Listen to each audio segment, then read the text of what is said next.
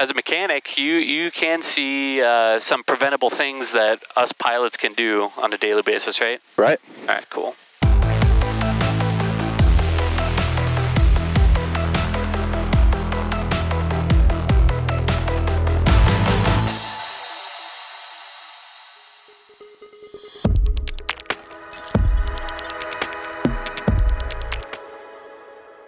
MzeroA Nation, welcome back. We're mid-July. Temperatures are hot. It is hot in here, I'll tell you that.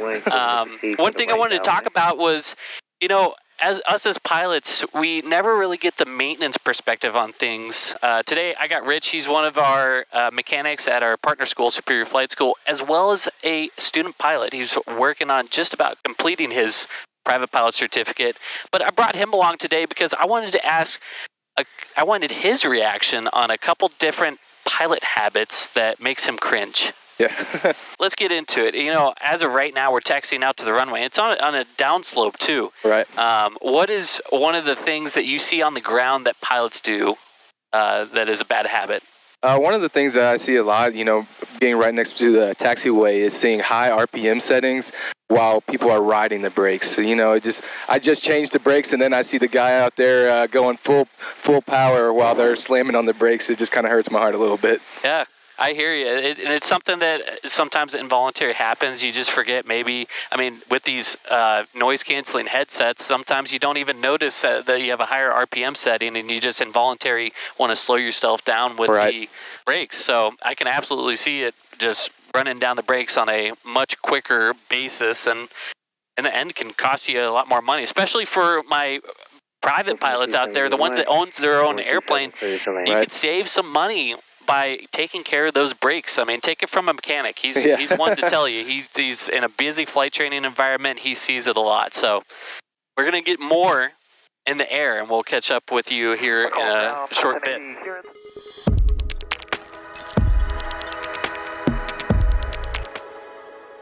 What's one of those pilot habits you see in flight that just you wish people would change? Yeah, I think it's getting up to above the 3,000 and then not leaning out properly. I think seeing that, it kind of grinds my gears a little bit because I just put brand new spark plugs in, and then they come in and they're pretty worn up, pretty beat up, and that will add some wear to the spark plugs pretty fast. I see that all the time and I've seen students do that too. Unfortunately, flight training is a very intense environment, and it's something that can be easily forgotten. Right. So being able to do those proper leaning procedures, even on the ground, I'm a huge advocate for. As soon as we land, or even after we start up, I'm going to lean it back to try to prevent that carbon buildup and that fouling. Right. That's definitely one of the biggest things. So yeah, mechanic. Yeah, spark plug fouling is one of those pilot habits that wish we could all break. But last one is a doozy, and that one's what we're going to talk about on kind of short final. And, okay. But we'll catch up with you there.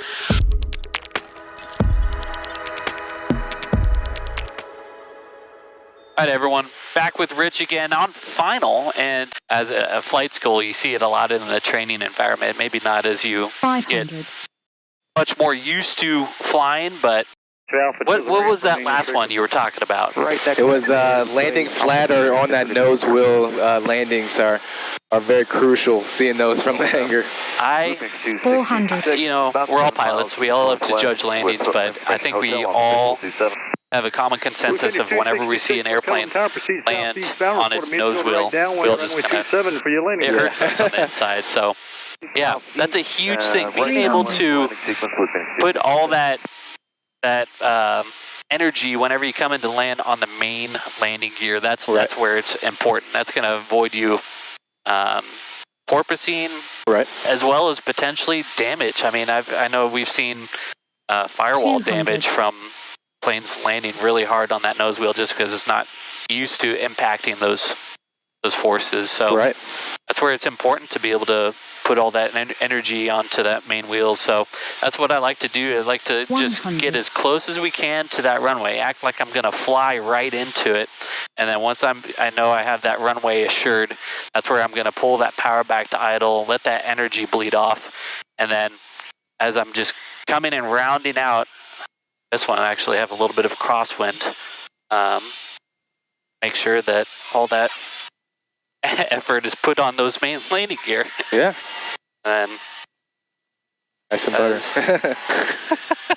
That's butter. Zulu. You can get this Turn call. left when able and taxi via Bravo to the ramp. Remain this frequency. Bravo 4 to Bravo. Remain this frequency. 2-3 Mike Zulu.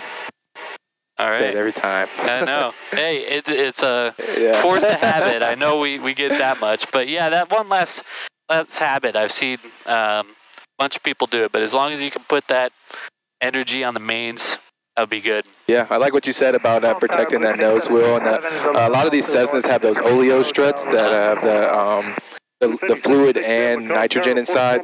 So seeing those get damaged, there are a lot of moving parts that can easily get damaged on a nose wheel landing. Absolutely.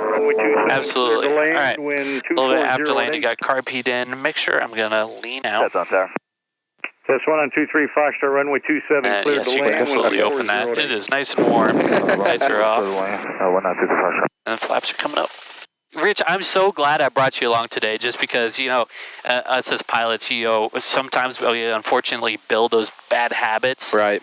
But, those habits, those can be broken. So I like showing a little bit of awareness to some of these things. So whether it be the adding too much power and riding the brakes, the improper leaning procedures once we're up in the air, or just landing on those nose wheel. I think those are 3 good things that you brought me today that would be good pilot habits to break. Yes, sir. I appreciate you having me on. This is a great fun and learning experience for sure as well. Of course. I'm glad to have you too. It's something that we want to be able to advocate for our viewers, not only a pilot perspective, but a mechanic perspective. Yeah. But yeah, thank you for being here. Keeping a great, connection between the maintenance side and pilot side too is awesome. Of course. Yeah. Of course. All right. So for all my viewers, I want you to keep studying hard. I want you to keep flying smart. I want you to keep a passion for aviation alive.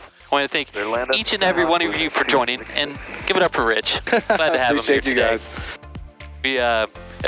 We always want to say that a good pilot is always learning, and it's true. We are always learning. So break those bad habits, and we will see you next week.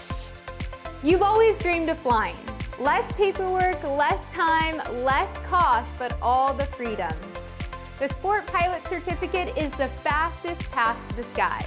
And now MzeroA has everything you need to get there. Our brand new Sport Pilot course gives you the knowledge, the confidence, and the edge to pass your written exam and take flight. Your dream is cleared for takeoff. Enroll today at MzeroA.com.